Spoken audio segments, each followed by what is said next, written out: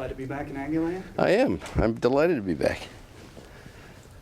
A little less of a celebration with you guys than it was with everybody else here last time I was here. You didn't bring the band. That's why I didn't recognize anybody, right? Mike, where does the transition stand right now? Well, there's several different levels. You know, obviously the one that most people are interested in is scheduling. You know, we've got next year's schedule done. So our transition team is working on schedules for 13 and beyond. We hope to be able to bring to our ADs early this next month some ideas, and then hopefully looking for a recommendation to our presidents by Destin on the scheduling side. You know, then there are several game management issues, and we've had their team out our way. We brought our team back here, and we're going to bring our team back here again in early May. We have in the SEC a new coaches orientation program, and it's been around for a very, very long time.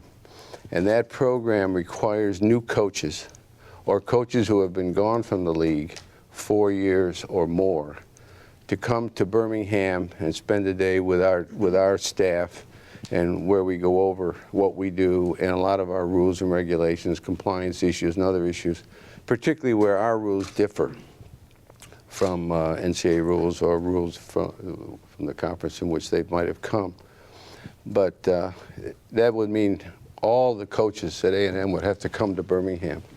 And so we've put together our orientation team, and we're coming here, and we'll spend a day and we'll explain to them what our expectations are and what the rules are, and we'll go over our television plans with them. And then we'll sit with the administrators and go through, you know, game management issues. We have our own regulations, NCAA regulations, and have a good day. And that way we don't have to bring everybody to Birmingham. So that's all part of it, Chuck. There's more pieces, but that's a part of it. Mike, TCU is putting finishing touches on a $150 million stadium project. There are 2 schools in Texas that are joining the WAC this year. There are schools like Houston Baptist that are talking about starting football. Why, given this economy, do you think that college sports seems to be an area in which colleges are willing or even eager to spend money at this point in time? Well, good question. You know, the popularity of sports in general in this country, and the popularity of college sports specifically, really has never been greater. A lot of, you know, there's the old metaphor, I guess, or analogy, but that, you know, the athletics are the front porch to many institutions in the way in which they are able to become better known. And given, I think, you know, I guess I can only speculate because I'm not in that place, you know, that has value for them. And I've always been a proponent of the concept that, and you know, you can be cynical if you want to, but always I've been a proponent of the fact that I really do believe, from my own personal experience and others, that there really is an educational value in participating in intercollegiate athletics, and that it is a legitimate and appropriate adjunct to the classroom. And you know, hopefully institutions realize that and are willing to put the kind of resources into that aspect of education. Well, just speaking from the SEC, what have you seen that the SEC institutions have gained from this boom period that the SEC has enjoyed in football specifically and in other sports in general? Well, I guess maybe this room is sort of testimony to the fact that you know, our institutions and our conference have gained a great deal of interest, and you know, when you think about, if you think about athletics in terms of athletics is one thing. If you think of terms of athletics as a way of gaining recognition for an institution from an enrollment management point of view, and where institutions have an interest in you know, attracting a diverse group of people from all parts of the country or internationally, the fact that one of the ways in which they get known is through the athletics side of things. So even with everything, it's a good business proposition from every aspect. Yeah, that's your word. You know, I know that's where you're going, and that's your word. And then we can enter into a long conversation about revenue production versus business. But you know, for us, we've been very fortunate. We've been able to develop, sustain, and implement significant athletic programs. And actually, last year, SEC institutions, I think this number's about right. I think we've contributed about $30 million back into the academic side of things from all 12 of our institutions. So, you know, for us and the SEC and all 14 of us, I think the intercollegiate athletic experience has been a positive one for us. How nice was it when y'all were looking to expand that you simply had to cross a river as opposed to fly over states to move western in terms of adding Texas A&M? Yeah. Well, you know, we are absolutely delighted to have Texas A&M in the SEC, and I think I've told you this before, but I was sitting at Media Day. It was in the middle of our Media Days. We do, for those of you who don't know, our Media Days in July, they're 3 days, and it used to be 4 a day for 3 days, but now we'll do it a little differently. We bring in coaches and at least 2 student athletes from each school. And we were in the midst of that, and I was sitting at my porch back home and when Bowen called. And it really, we were delighted that A&M had an interest in us. You know, we weren't necessarily out looking for anybody, but and it's been great for us, and it's great for them. Mike, in terms of, you know, the exposure of the SEC, where do things stand on possibly reopening your TV contract and the SEC branded now?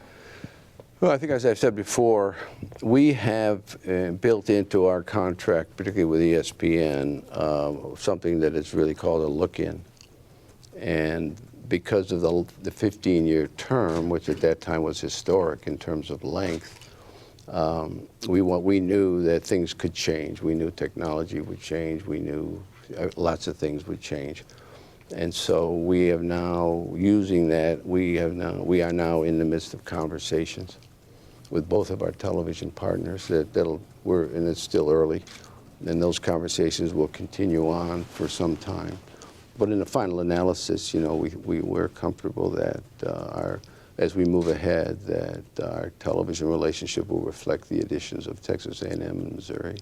And the possibility of an SEC branded network, will that be a byproduct of what? Well, I've read a lot about that. But the one thing I notice when I read about it is nobody's quoted from the SEC and nobody's quoted from ESPN, and you know, as of this afternoon, nobody will be quoted from the SEC or ESPN.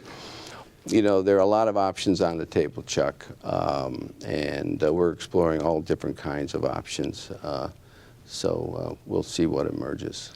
One analogy I've heard is that basically ESPNU has become almost Yeah. the third tier. You know, that's an interesting, yeah, you know, we had 420 events televised last academic year, and CBS does about 14 of our football games. And ESPN's contract with us requires them to do 5,500 events over 15 years, and that's on average about 366 events a year. So they're beating the average. So yeah, they're beating the average. That's right, exactly. I had some BCS questions. I've got no BCS answers, so We'll move on then. you can. You know, let's just cut to the chase here on BCS.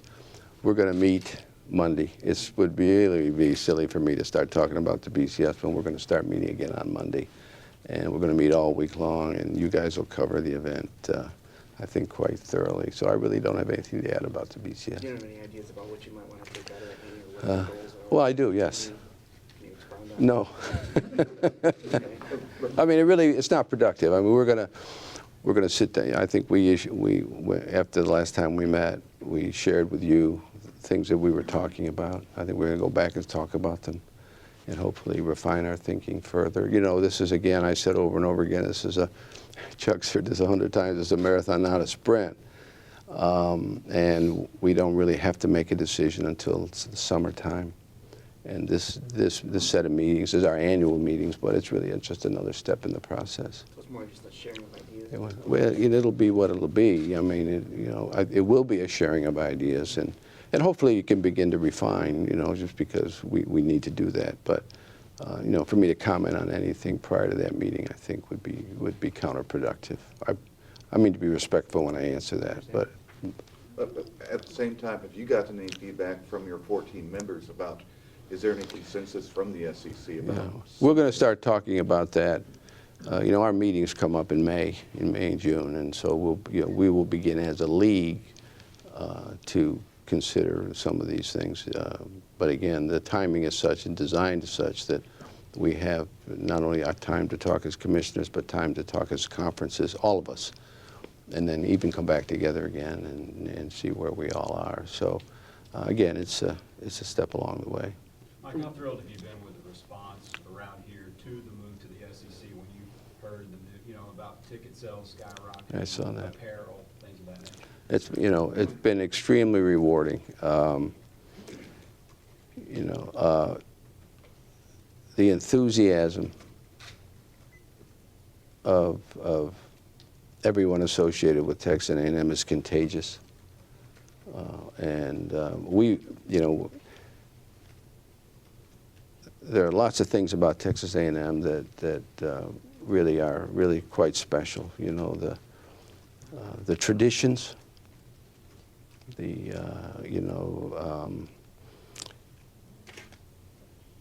12th man, the commitment and loyalty of students and fans as they, as fans to come and stay and watch the games to the end. The on the field pre-game, post-game. I had to learn what fish meant, but I do now. And that tradition, post-game tradition, all of that is, I think, very, very special. The fact that I said today to some administrators the idea that cheerleaders are not cheerleaders, they're yell leaders. And alumni are not alumni, they're former students. All of that, I think, reflects really very, very well on the institution. And when we were looking and thinking of, about Texas A&M, nothing was lost on us about the fact that culturally, those traditions are, fit very nicely with so many of the traditions we have, and the passion and loyalty that your fans have here really fit very, very nicely with the same kind of passion and loyalty we have. Last year we drew, it's interesting, it's a segue here, but if you don't mind, last year we drew about over 6.3 million people to our football games. And last year we drew over 2 million to our baseball games. And so, I think that tells you how we feel, and I think you folks feel the same way about things here. And of course, the academic standing of the institution is first rate. And another thing that gets lost a little bit, because we focus so much on football, but it's the broad-based quality. We have about 5,000 student athletes in the SEC, and in every one of our sports, we're trying to compete for the national championship. We've won. I spoke to a local chamber of commerce yesterday, and I think these are right, that we've won, I think, 35 national championships in the last 7 years, and 50 national championships since 2000. And we got 3 consecutive in baseball, and in the last 7 years, we won 3 in basketball. And somebody told me we had 6 in football. And so, it's really been a very special time, and we expect Texas A&M to be a real part of all that. What has been the most difficult part of the transition so far in terms of adding the 2? I think scheduling probably, that's really tough. That's why I don't do it. We've got a transition team that does that. I mean, that really takes some skills that we've had our folks doing that, and we're still doing it. I mean, it's still not done yet. In terms of that, are you going to present a couple different options beyond this year? Is that the plan, or is the plan just to have like one model that plan A? I think we'll do. If we've done it the way we have done in the past, there'll be several different options. That when we did the one for 12, which was a single year. We had a couple.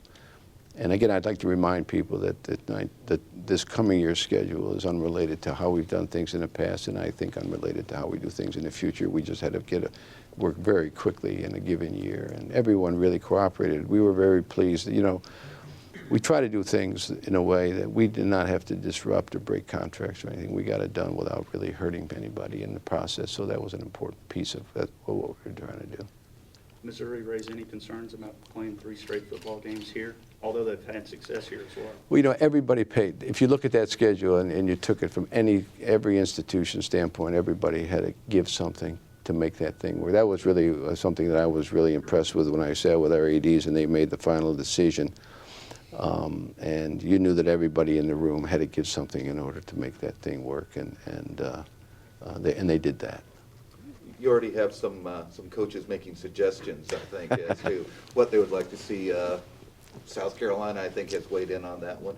Any thoughts about, you know, because again, like you said, 14 is a little bit of an awkward number. There are several possibilities. Yeah. Any thoughts on Steve Spurrier's suggestion on that? Well, the first thing I always know when we're talking with our coaches is that the First Amendment's alive and well in the SEC.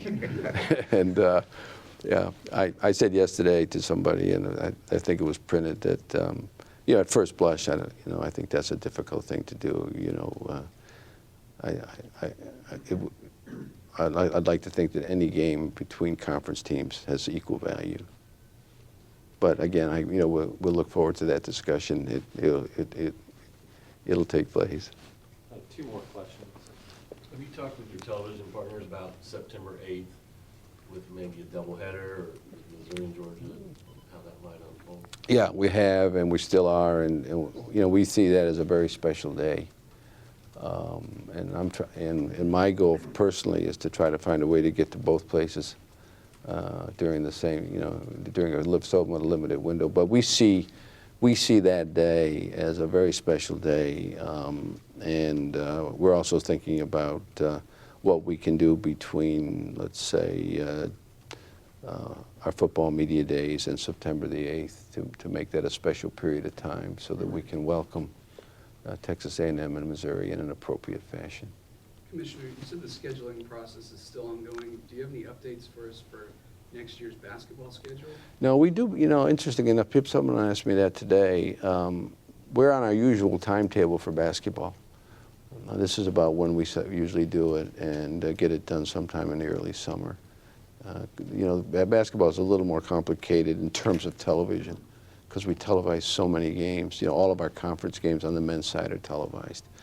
And then we also have the Big East SEC Challenge early in December. So there's a lot to do. So we're still working on that. Thank you all very much. Thanks, guys. Appreciate it. Thank you for being here.